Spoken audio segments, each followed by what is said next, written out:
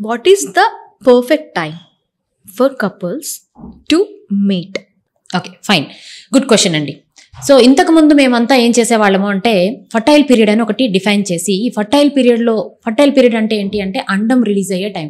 ప్రతి నెల అంటే ఒక 30 days సైకిల్ ఉంటే ఆ 30 days సైకిల్లో మిడిల్ 1 week ఈజ్ ఫర్టైల్ అని అర్థం.